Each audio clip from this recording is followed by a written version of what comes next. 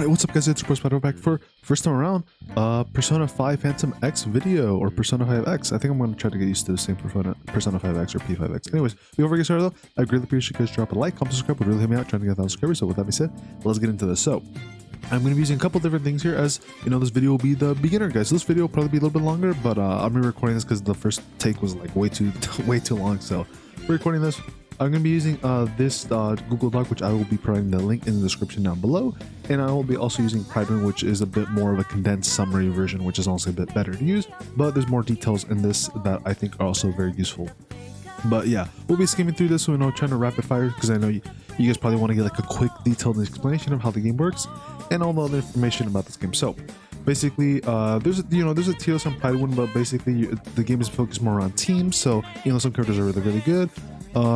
You're more so building around teams rather than like one character being good, like in some other gacha games where it's like, oh, you pull one character as OP, you're good to go for the game. It's not really like that in this game, at least not to the extent. Of course, this is a gacha game, right? So you're getting your summon currency, which is called meta jewels here, and then you have different ending game modes, which is trials, there's a nightmare, and then Astro Trials. Basically, each of these will give you different currencies, and then one of these is actually for the Door Nightmares is actually for guild bosses, basically. And basically, you're gonna be eventually farming each one of these for like different for different personas, for gear, and other like limited time resources which are from guilds. So make sure one thing that's big in this game is you join a guild as soon as possible, because the guild bosses are going to offer really good limited time rewards that you can only get from guilds. So make sure you're about you get into that. Now there's two types of banners in this game. For character banners, you're gonna have 80 hold on, let me just pull up Pride real quick. Okay, so I just decided let's just go to Pride instead. So for Pride, when we begin the game, there's the beginner banner here. So you got Morgana, Ryuji, and Anne. There's actually a couple missions you can do later on in the game, or kind of early in the game, where you can actually choose 2 characters for free and one of their weapons out of these 3. So honestly, like you could roll on this banner, but I would recommend, if you guys are rerolling, which I kind of recommend, to go for Joker first, and then if you get Ryuji or Anne from this banner, you're good to go. Morgana is the weakest link from this banner. You don't really want to get Morgana, in my opinion. And also getting some dupes for Anne wouldn't be too bad. But yeah, basically you got the beginner banner here, and then you get your rate up limited banner. So there's 2 versions of the rate up limited banner. There's going to be 80 50 pity version. So basically you got 80 pity, you get a guaranteed 5-star, but you do have 50 pity where it may or may not be the rated up character. Now you have another banner that has 110 pity, but that one you are guaranteed the character. And if we go back here, they actually have different names. So let me see. Let's see. Yeah, so Faded Bond is the 80 pity with 50, and Exclusive Bond is the one that's 110 pity, and also the rate boost of getting the characters are lower. It's at 0.2, whereas the Faded one, which with the 50 is at 0.8. So basically, do you want to gamble your chances of maybe getting the character earlier, or do you want to say screw it, I'm gonna go for the lower chances, but at least I'm guaranteed the character and there's no 50. So it's up to you. I would highly recommend though going for the guaranteed no 50, because I think that's probably the better way to go about it. There's also a weapon banner in this game, and weapons aren't really too crazy in terms of dupes. You probably just want the one copy, and then that banner does have a 50. However, the pity for that one is 70 instead. So if we go down a little bit, they should probably mention it here. Yeah, so here's the weapon banner basically. So yeah, so there's a 0.8% base rate pull for 5-star weapons, just like the character banner, the one with 50, but you do have 70 heart pity. There's soft pity in this game, so that's kind of nice. And then, sadly, though, the weapon is a 50, but of course, the next one will be guaranteed if you do. And then there's other banners that will eventually have rerun characters, and you can actually select a couple different 5-stars from those banners as well. Let's see. So yeah, these banners share both pity count and the random 5-star permanent count with each other. Pulling on the rerun banner earns you summons, basically, which you can buy in the. Basically, this game is very HSR coded or Holyverse coded. If you play any of those games, where a lot of the systems and stuff are very similar to that. So there's going to be the monthly shop. You can buy 5 pulls for the limited banner, 5 pulls for the standard banner. The gold tickets are going to be your standard banner pulls. The rainbow purple tickets are going to be for your limited pulls, which are the ones you want to spend your summonable currency on. So make sure you don't buy any of the gold tickets with your summonable currency. But yeah, let's go on a little bit further. All right, and then here we go. We have a team building here. So basically, the way you want to build teams is basically you're going to be running one DPS character, the main character, which the main character can be kind of like HSR, where you can choose different paths or whatever. But in this case, he can choose to be, you can make the main character be a DPS character, a debuffer, a support role, but generally you want them to be support role. And then you want to have an additional support, and then you either want another support, or you want a sustain character, and then you want a navigator. So the main things you will always have on every single team is 1 DPS, Wonder, the main character in any role that you want or that you need, a navigator, and then the last 2 can basically be whatever you want. So if you want a supporter or a sustain, but for the most part, this is just generally like the main outline of what your teams, what your teams are going to be looking like. Now, there's 2 types of DPS in the characters in this game. You got your AoE DPS and you have your single DPS, which we'll take a look at in a little bit. And then of course there's also a battle pass in this game, which you want to do because that actually lets you get currency to be able to buy 4-star weapons and 5-star weapons. Standard banner 5-star weapons though, but those are important as well. So make sure you do that. And then they call platinum tickets basically, the purple rainbow tickets, those are the ones you want to buy. And then the gold tickets are your standard banner tickets. So there's that pretty much. And then there's different shops basically in this game to get you different things, more summons. There's actually there's like one shop that gets you weapons for the main character that should be pretty good, that makes him a better support character by applying different debuffs and buffs for the team. And of course you want to have different teams, one for like bosses, so you want a single target team, and an AoE team because there might be content where you might need more AoE damage, right, instead of single target. So there's different stuff like that. And then basically what you want to spend your stamina on, if you guys are wondering what you want to do with that, basically you want to go for synergies of characters that will come into later, which we'll talk about in a little bit. But this is going to be like in the city world, basically like the slice of life kind of aspect of the game, not like the fighting part, but the slice of life. So you want to focus on synergies with characters that you like, that are interested in, because they'll give you different buffs and unlock different things that will basically make it easier to grind those things up a little bit quicker. Then ambers, then you want to go for Merope, Tomoko synergies. These are characters here that you want to go for. Then part-time jumps and raising kindness are about the same, but this is basically what you want to spend your stamina on. That's like not your grinding stamina for like content. And as we go further, you really want to level the main character, because the main character is what locks you from being able to level up your main team. Kind of like a soul leveling or Rise, where the more you level up Senju and Wu, everybody else can be leveled up the same way. However, in this game they do it a little bit differently, where if you may raise the main character by like to level 20, everybody else on your team, or that's not the main character, can be raised to level 30. So that's kind of how it works basically. So basically whatever level that the main character gets to by 10, then everybody else goes up by an additional 10, so everybody's going to be like 10 higher than the main character. And then here's the different classes here. You got Sweeper, Medic, Assassin, Guardian, Strategist, Elucidator, and Saboteur. So basically Sweeper is your AoE DPS, Assassins are going to be your single target DPS, Medics are self-explanatory, they're your healers, Guardian are your shielders, Strategists are your buffers, Elucidators do buffs, but they're doing it off field, and they do support skills, and the Saboteur is your debuffer. So basically you're going to be running most of these, though probably most likely Saboteur, Elucidator are going to be swapped in and out. Technically same thing with Medic and Guardian, but the main 3 are going to probably be having a Sweeper or Strategist or Assassin, like between these 3, right? But at the same time, right, you're not always going to have like an Assassin and a Sweeper. You're going to be choosing between one or the other, most likely. Though some comes you can maybe make it work, but they didn't really mention that having more than 1 DPS. And of course weapons aren't too crazy, like they do, like in terms of like getting dupes, you don't really need to. I did hear that you may not want to pull for Joker's weapon because it's not super useful, as because he's an early character and his weapon isn't really that crazy to pull for. First, I'm not too sure why, but I think there's something related to the subset for it. But I mean, you could pull if you want to.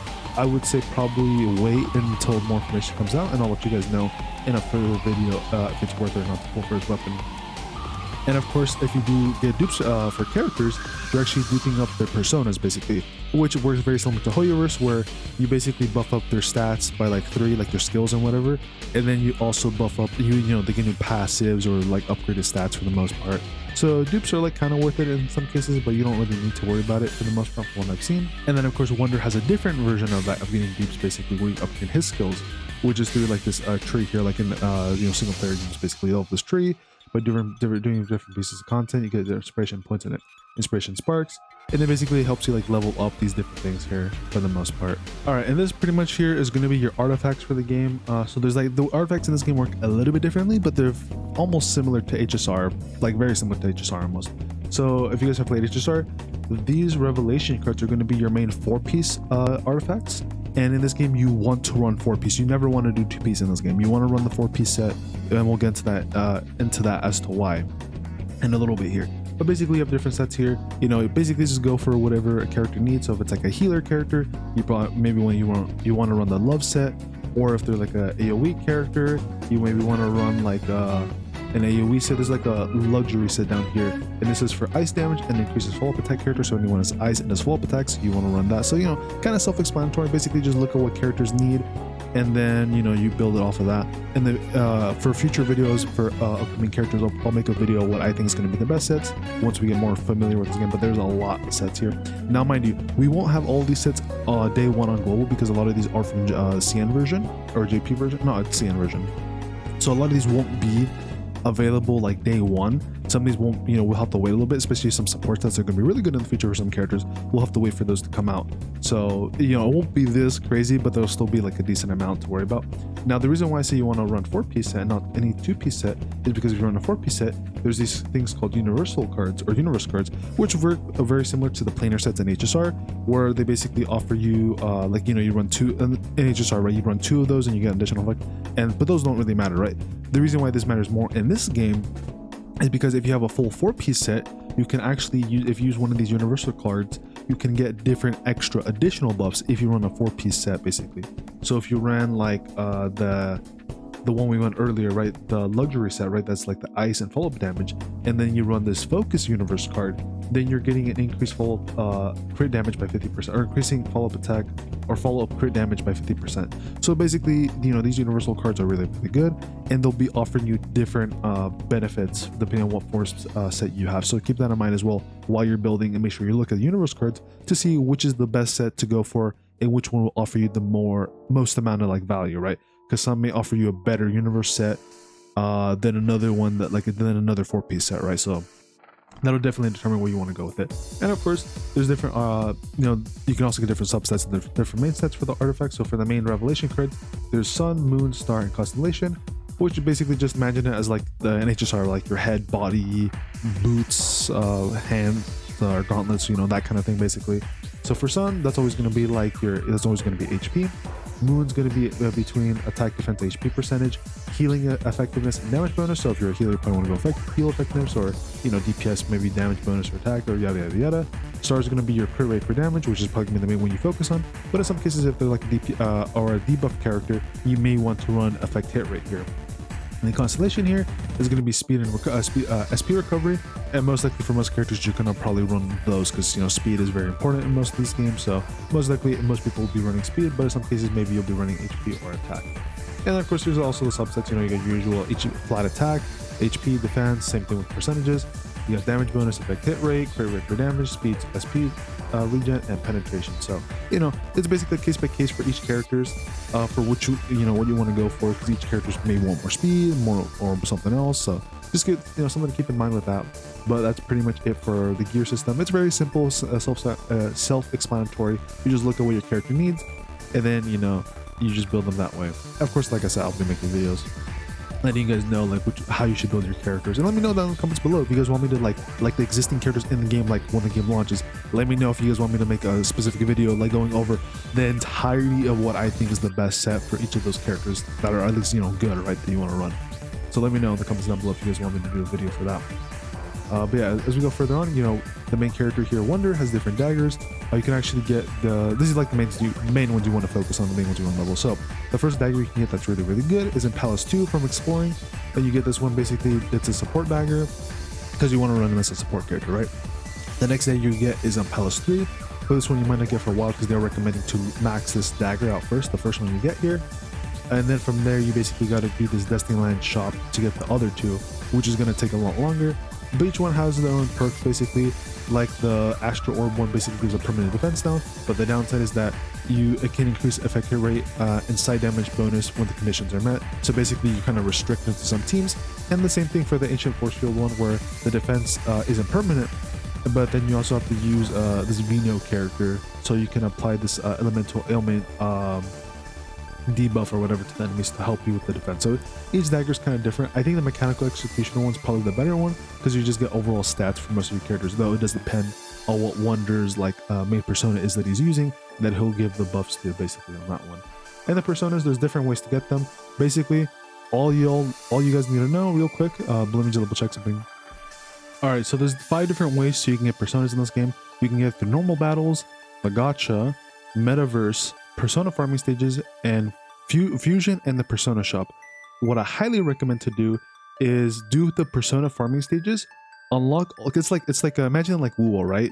where you have to find the echo first, grab it, and then you can like, you know, re-roll for it in like the re-roll menu tab or whatever.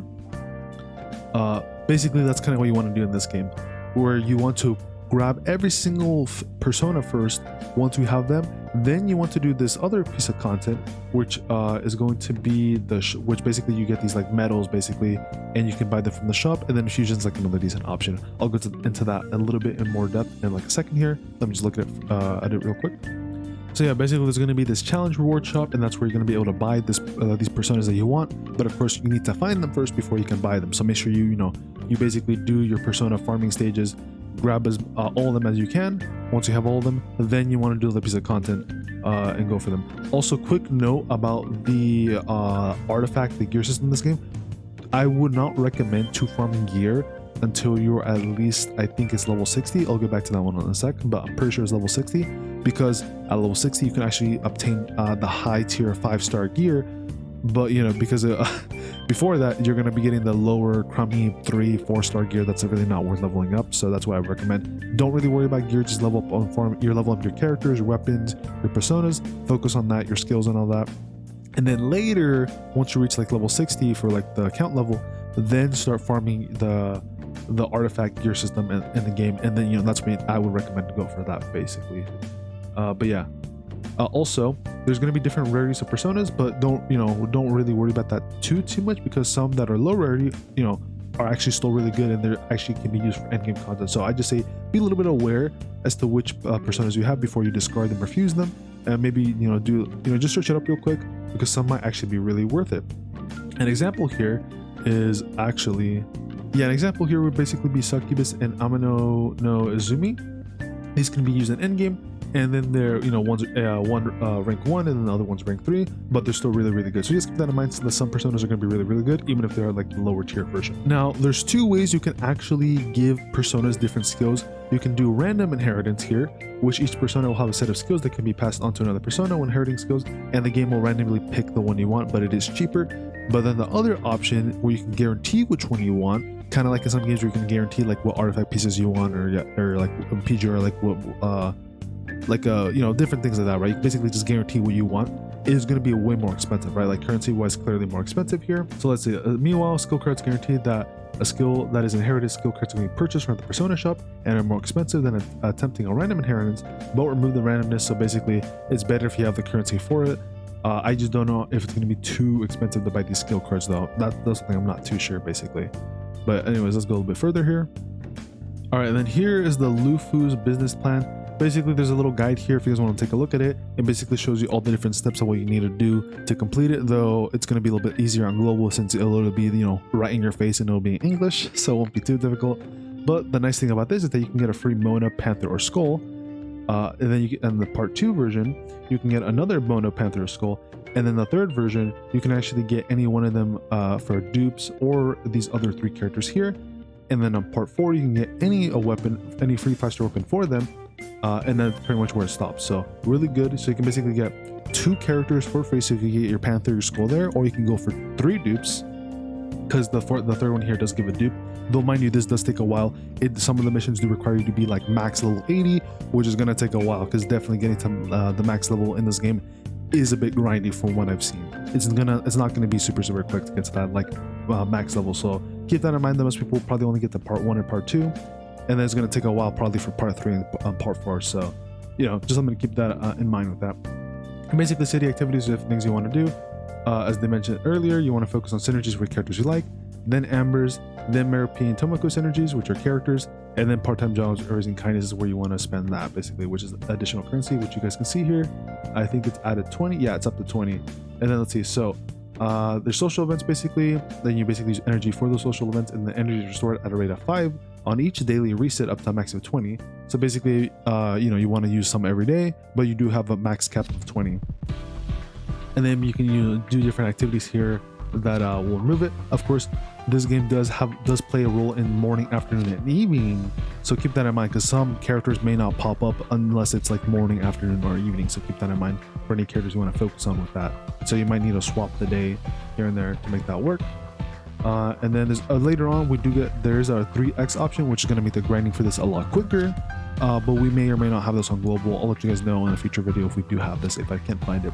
And there's social stats here, which basically updates like your kindness, your guts, all the different stuff. Synergies or confidence, basically your other characters to basically, you know, buff up their different stats there and whatnot. But this is more of like a slice of life, like romance kind of thing, basically. I don't think there's anything like too crazy that comes from this, like in terms of stats, but let me just double check something. Yeah, so technically you don't really get anything out of this technically in terms of like combat related stuff, like as they mentioned here. It's just more for like if you want to like kind of like have a little date with a character, you know, build up the currency, because you can actually have friends and lover, or like a lover in this game basically. And then these are the 3 characters they recommend because these actually give you some really good buffs out of them. So these are the 3 characters they do recommend to focus on. So Merapy, when you focus on Merapy, you actually unlock more Persona fusions, which helps you fill up your Persona compendium, which grants 1 or more inspiration. So, and then you can unlock more personas basically. So Merapy really worth, you know, going for, right? The Tomoko here gives more options of part-time work, as well as increasing social stats gained during part-time work, which will allow you to buy more gifts to fill up your social stats faster. And you want to focus on kindness for her. And then Miyu here increases your synergy fondness gain, and then basically the same thing, but it will help you progress synergy faster. And then we have Riku and Kyoshi here, which basically Riku here gives you more hangout places for synergy, also boosting that synergy as well. And then Kyoshi here will give you books you can read on the train to school, which will help your social stats. So basically, each of these characters will give you different stuff that's going to be really worthwhile, but the main 3 are the ones you want to focus on. Because, you know, especially the Merapy, like literally getting more Persona fusion is going to be really handy. Anyways, we have metaverse farming stages here. This is going to basically be your like your XP, your current money currency. Some of these are going to have your money currency and yada. So that's pretty much what this is going to be, you know. So yeah, an early game here, you know, when you guys first start the game, you want to focus your stamina here basically to get your upgraded materials for your characters, your weapons. And then you want to swap to revelation cards, which is your artifacts. However, that's when you're level 60, because that's when you'll get guaranteed 5-star gold versions of them. That's why I say you want to wait till level 60 on your artifacts. Otherwise, just focus on level up your characters, your skills, and your weapons. But it looks like it's mainly just going to be your characters and weapons for the most part until level 60. As you guys can also see here, though, there's these persona medals here, and basically these are the things you can use in the shop to buy specific personas that you want. However, like I said earlier, I do recommend to farm the persona stages instead, because once you unlock those, then you unlock more options in the shop, and then that's where you would want to go into you would farm the persona medal shop or emblems here. So you basically want to farm the personas. Once you've done each of those stages, unlocked all of them, then you want to do the medals or emblems here, so that way you can pick and choose which ones you want to go for. So that's how I would tackle that. And that's going to mainly what you're going to be focusing on early game for the most part. And continuing further here, you know, we have the different currencies, right? You have your summons, your currency, yada melee coins is for weapon banners. And then we have Faded Echoes here, which is used in the Destinyland shop, which you can use to buy wonder weapons. And this is going to be through the Doors of Nightmare endgame content, which is going to be very difficult. We have Stardust here, which also gets you wonder daggers. This is going to be through another endgame content, Sea of Souls trial. We have Carnival coins, which is going to be another endgame content, Doors of Nightmare. And this is basically the same thing, lets you buy random 5-star universal cards and also wonder dagger dupes. But you know, the universal cards also be very handy. And then we have the different wild card emblems. There's going to be dull and shiny. Basically, it affects what tiers you can buy. So basically, dull is going to let you grant you the lower tier version. Shiny is going to grant you the higher tier version of personas. And then we have rainbow here, which is going to be the special high version, right? But you can only get dull and shiny from just farming the regular emblem stages. And then you can only get the rainbow emblems from the Sea of Soul trials. So basically, the really difficult content where all the good stuff's going to be. And then in the battle pass, the free and premium version, you'll be able to buy these. You'll be able to use this purple coins here to buy 5-star standard weapons from the shop. I don't know if the free one's going to be able to let you buy the free 5-star weapons, or I mean the 5-star weapons or not. I'm not too sure on that one, but they do mention free here, so I'm assuming eventually over time you'll be able to buy yourselves 5-star standard banner weapons. And there's these lower ones, these green geckos, which let you buy 4-star weapons, and these are going to be from weeklies and boss challenges, so these are going to be pretty worth. And also salvaging 4-star weapons from your inventory will also grant you more green gecko coins. And then basically this is what the material is going to look like for character upgrades, ascending characters, weapon upgrades, weapon ascension materials, persona upgrades, and character scale material. And then there's also Arcana EXP is the last bit here. And then basically just like HSR and like any other Hoyoverse game, you have energy drinks here, which basically these are going to be your stamina for your like slice of life activities for characters. These are going to be in the shop, and some are actually going to be for free. Espressos, which are going to be your stamina for like farming content, for like battle content. These are also can be in the shop and maybe given off for free. And then we have different boxes here. So awareness is going to be your character dupes. Awareness shards are going to be like, you know, once you have 60 of these, then you can like PGR or some other gacha games, Once you have 60 of these, then they can count as a dupe for a character. I just don't know if these are going to be universal or not. And then there's going to be a 5-star weapon box, and then some other things here and there. And then I think one of these actually lets you re-roll one of the artifacts. So if you get a bad re-roll, you can reset it back down to 0, and all the subsets will be changed.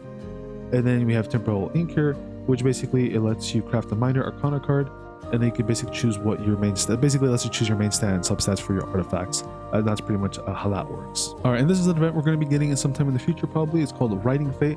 And basically this is the one where you get the Inks of Time, which I mentioned earlier, which is basically where you can create your own Arcana cards to create your custom main stats and substats, and you can craft 2 per event. So this is going to be very handy to get you those like main pieces you need for a character, for their build, for their gear basically. So that's very handy there, but you can only get 2 of them per event.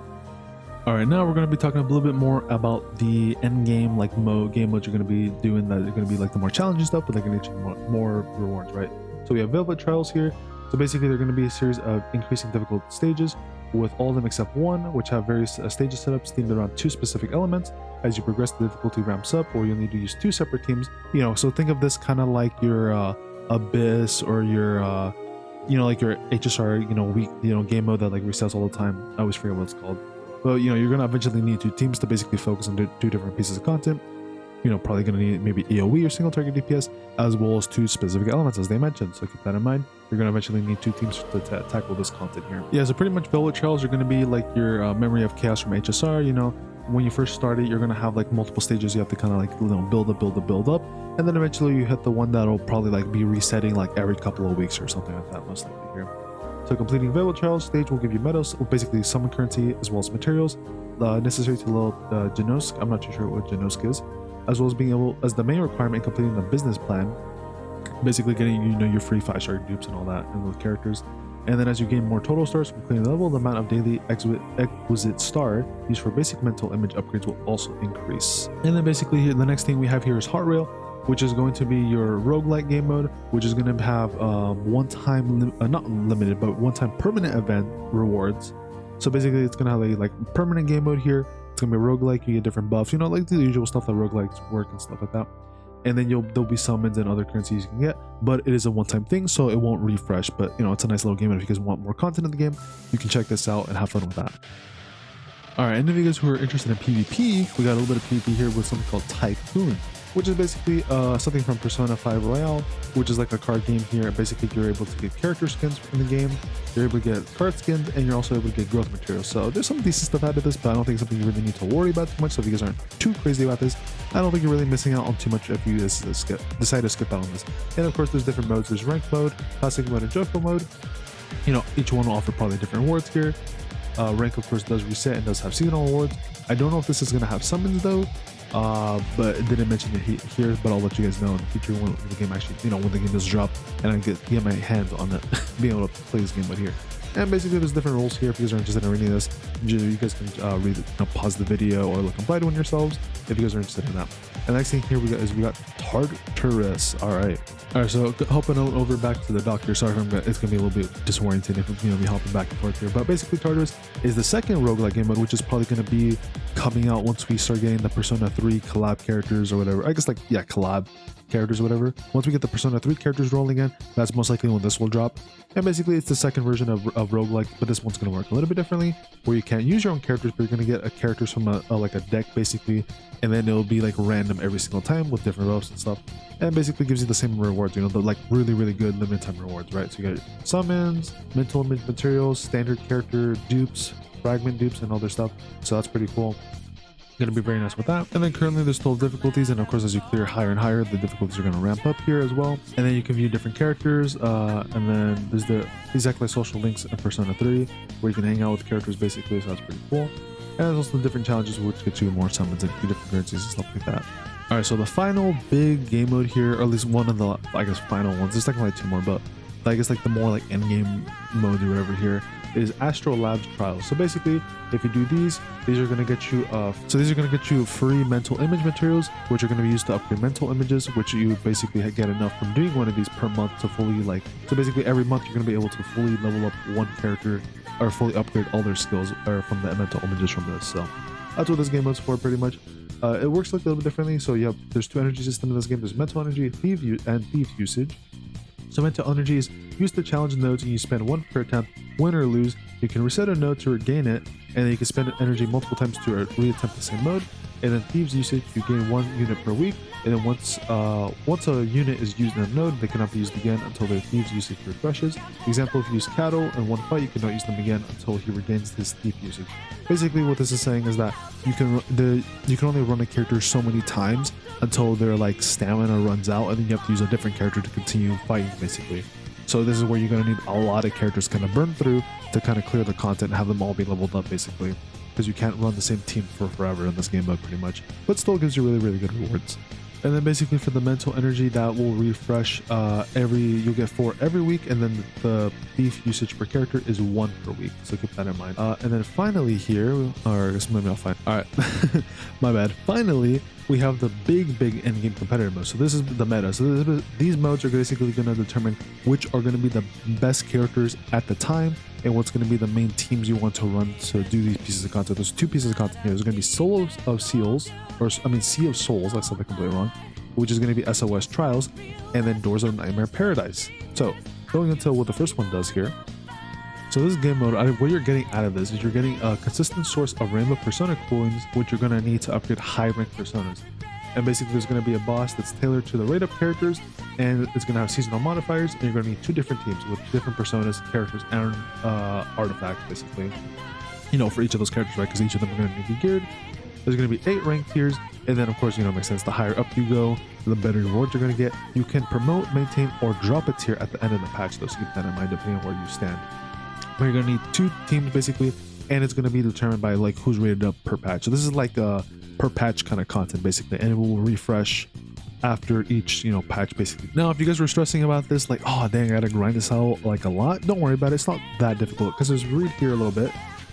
Clearing SOS will get you also summons, icon frames, a badge, and as well as persona coins and stardust, which are all very useful, right? Necessary resources. And then if you guys are interested in mainly the summons part of it, you only need to stay in tier 5. So as long as you're in tier 5, you're pretty much good to go, which honestly is not that bad. That's like slightly over halfway, which most people should be able to get. Maybe not right away, but it shouldn't be too difficult to stay in tier 5 at least. And then if you go into the higher tiers, that's where you get the exclusive frames, the badges, basically just cosmetic stuff, and a bit more persona coins, but not something you need to really worry about. Basically the main rewards that you want are just going to be in tier 5, and then anything past that is just extra like extra icing on top of the cake basically. So don't really worry about where you're going to be in your rank as long as you hit tier 5 and you maintain that. Now going to the last piece of content here, end game content. This is probably going to be the most expensive and difficult pieces of content, because you actually need 3 different teams with different personas, different characters, and all of them have to be geared with different artifacts or revelation cards. So this is going to be the most expensive and most difficult content in the game, but it's going to be very, very worth it, because this is one of the best ways where you can gain universe credit, which you're going to need to get those extra passives on those artifacts basically. So you're going to have 3 bosses per patch, and you're going to compete against other guilds, of course. And then each member's personal score, best score, is added to the Paradise total score. And then basically, one of the bosses will be focused around whoever is rated up at the time for the patch. And then there's also going to be different seasonal modifiers. So they'll be like, oh, maybe it's going to be against lightning or electric, or different things like that, right? So just keep that in mind, that one of them will be focused on whoever is rated up at the time, and then the other 2 will be like just whatever else basically available, but you will need 3 different teams, so keep that in mind. You can borrow 1 unit from your guild, and then that gives each Paradise a unique strategy as they can figure out who and what to borrow for the patch to maximize. So yeah, so basically you probably want to talk with the guild a little bit with who you're working with as to what you want to run, because you can borrow 1 character from the guild, right? And then that can kind of help you like maybe build some things a little bit easier, so just keep that in mind. But yeah, this is going to be like very difficult content, but it's going to probably be, it's going to be really good, right? Because you get universal cards, so it's going to be very, very good. So going back to the doc, there's a bit more information here. So basically the way that the 1 character works is that you can only use it for 1 boss per patch. So keep that in mind. So you got to use that 1 character very cautiously as to what boss you want to go for. And there's different modifiers depending on the season. So one of them called Devouring Nightmare here. Bosses will enter a weak phase when their HP reaches 0, and then in their weak phase, the score multiplier will be increased by 3x, and they're unable to act. So you have 2 turns to deal the most amount of damage as you can. The second one is Multi-Layer Dream. You have 6 turns to score as much as you can, and bosses will deal more damage the longer the fight goes on, but the score multiplier will also increase up to 2x. And then there'll also be a modifier that heavily decreases foes damage and increases allies damage when you bring a rescue or defend character. So there'll be stuff like that, right? And the third one here is Thinking Dream. You have 6 turns to score as much damage as you can, and the score multiplier will increase the more AOT single target DPS you bring. So it goes like 1x, 1x, 1x, and then if you have full 8, it's going to be 2x, but wonder doesn't count on this one. As well as there's other information here too for the rewards, and these rewards are going to basically be summons, festival coins, faded echoes, and random universe cards, which is still going to be very good. Sadly though, it's various rarities, but this is the way when you get you're going to be getting your universe cards here. And then basically all guild members can also earn additional rewards. The more members do challenges, so basically you want to make sure everybody is grinding this up. And these rewards can include materials to increase the character's level, characters, and personas. So just general stuff, which is going to be very good. And then the way your placement is for your guild will heavily affect what rewards you're going to be getting. So if you get higher stuff, you do let's see. So higher placements only grant different icon frames, badges, as well as some materials for loading up Revelation Universe cards and additional festival coins. Oh my bad, it does not signify I read this wrong. So yeah, so don't worry about basically your guild. I mean, you still probably want to do it, right? You still want to rank kind of high to get some extra resources, but basically you don't really need to worry about like getting a super high score. Just basically just making sure your own score is good enough so you can maximize the resources from this, and everybody just have a good time basically from also everybody just contributing to doing this. So yeah, very good stuff with this. Make sure you join, like I said, make sure you join the guild as soon as possible because it's going to be really worth it. And also make sure you join one that's not going to die right away, right? But yeah, what that means, guys, I hope this helps you guys out. I covered, like, there might be a couple of things here and there, like in the city life aspects of things where there's maybe some things I didn't maybe mention or some other pieces of content that's like a little bit smaller. But this has, like, for the most part, generally everything you need to know. There might be a couple minor things here and there, but it shouldn't be, like, too important. It's more like min-maxing at that point, but this is generally, like, everything you need to know for just general, like, doing your dailies and everything you really need to worry about. Make sure you do all your endgame content, all the limited content, and just playing the game and enjoy it. Basically, is all I really gotta say. I will see how the pool currency is, like how it is every month and how generous it is. I heard from some people it's not too bad, but we'll have to wait and see on that one. But with that being said though, I hope this video helps you guys out. With that being said, I'll see all of you guys later. Peace. Take care, everybody.